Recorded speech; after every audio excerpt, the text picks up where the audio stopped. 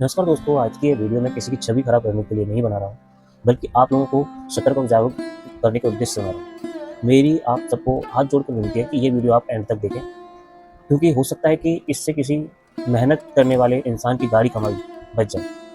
दोस्तों, आज के समय में कुछ लोग पैसे कमाने के लिए ऐसे तरीके अपनाते हैं कि जिनमें पूरी जानकारी दिए बिना लोगों को आकर्षक ऑफर दिखाए जाते हैं। आइए मैं उन लोगों की एक छवि आपको दिखाता हूँ। तो ये फर्स्ट बंदा है जो लोगों को दिखाता है। सेकंड जो ये ऑफिस में बैठता है, ये आदित्य कुमार जो सेल्समैन है। ठीक है, ये वो होटल है जिसमें ये लोग बैठते हैं। इसलिए हम सभी को किसी भी ऑफर या योजना में पैसा लगाने से पहले पूरी जानकारी लेना बहुत जरूरी है। मैं अपना एक व्यक्तिगत अनुभव आप सभी के साथ शेयर करना चाहता हूँ। यह घटना 26 मई 2026 की है, जब मैं माँ हिडम्बा देवी मंदिर ओल्ड मनाली घूमने गया था। वहाँ को मुझसे संपर्क किया और genial holiday club private limited की क्लब मेंबरशिप के बारे में बताना शुरू किया। ये वेन्यू मैनेजर का विजिटिंग कार्ड है।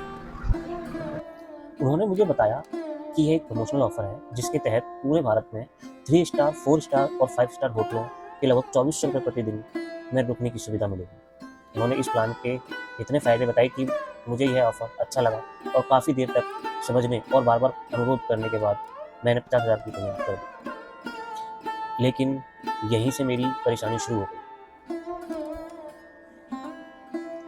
मेरे अनुसार भुगतान करने से पहले मुझे ना तो कोई एग्रीमेंट दिखाया गया, ना ही कैंसिलेशन पॉलिसी के बारे में स्पष्ट जानकारी दी गई। भुगतान के बाद जब मुझे एग्रीमेंट दिया गया, तब उसमें कुछ ऐसी शर्तें थी जिनकी जानकारी पहले नहीं दी गई थी। जैसे हर साल लगभग आपको 9,999 रुपये का मेंटेनेंस चार्ज देना होगा।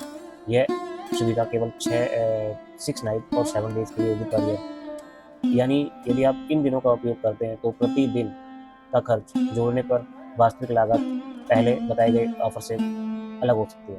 तो मैं आपको एग्रीमेंट दिखाता हूँ, एग्रीमेंट में क्या क्या लिखा हुआ है। तो इन्होंने मुझे ये वाउचर दिया, तो आप देख सकते हो जेनियल हॉलिडे क्लब।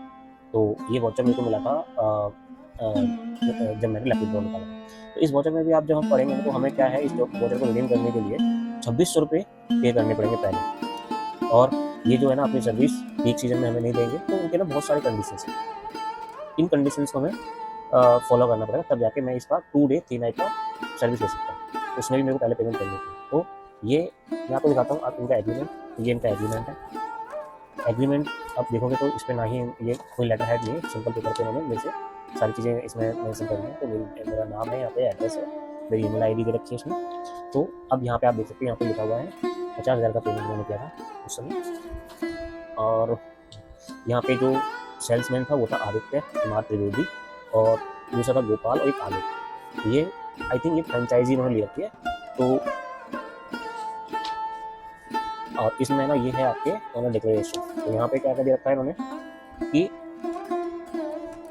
हाँ, तो हम per year 7 day 6 night use कर सकते हैं, ये अपार्टमेंट हमें देंगे। यहाँ पे लिखा हुआ है 7 डे और 6 नाइट। यहाँ 50,000 मैंने पेमेंट करी हुई, और उन्होंने लिखा है यहाँ पे कि मुझे 9,999 रुपये एनुअल मेंटेनेंस चार्ज और देना पड़ेगा।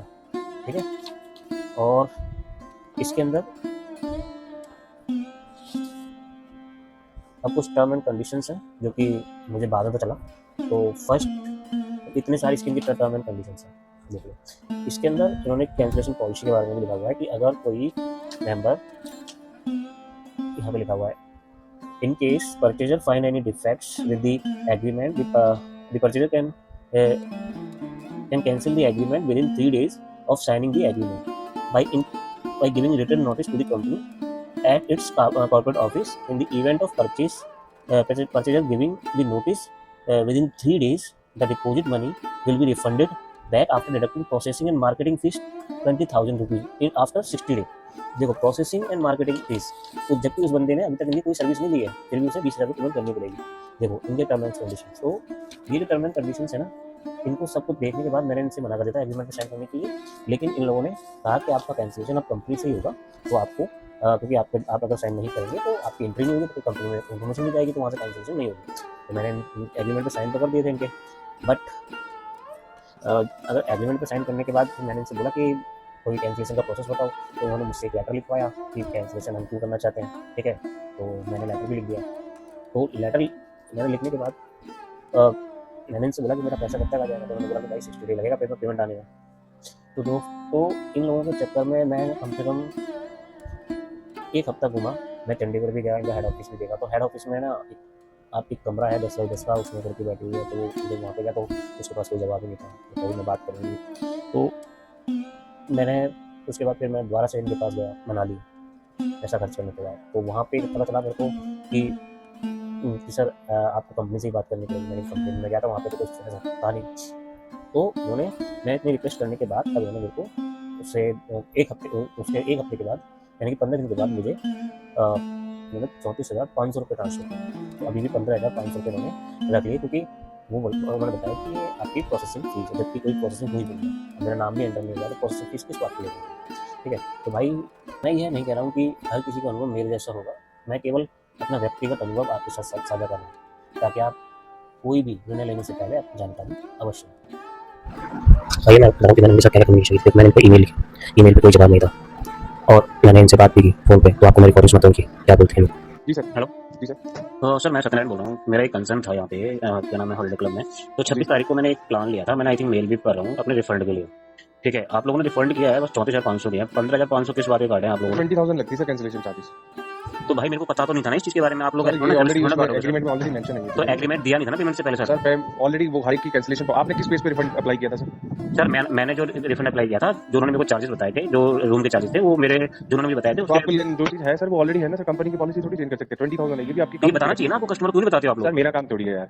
तो फिर किसका काम है? जो बेच रहा है उससे सर ऑलरेडी कैंसिलेशन पॉलिसी लगी हुई है। तो ये बताना चाहिए ना उस बंदे को जो बेच रहा है। सर ऑलरेडी कैंसिलेशन पॉलिसी लगी हुई है वो। तो सर मेरे को मेरे को बताया तो बताना चाहिए ना कस्टमर को। आप क्यों नहीं बताते हो? सर किस चीज का आपने पढ़ के साइन किए होंगे?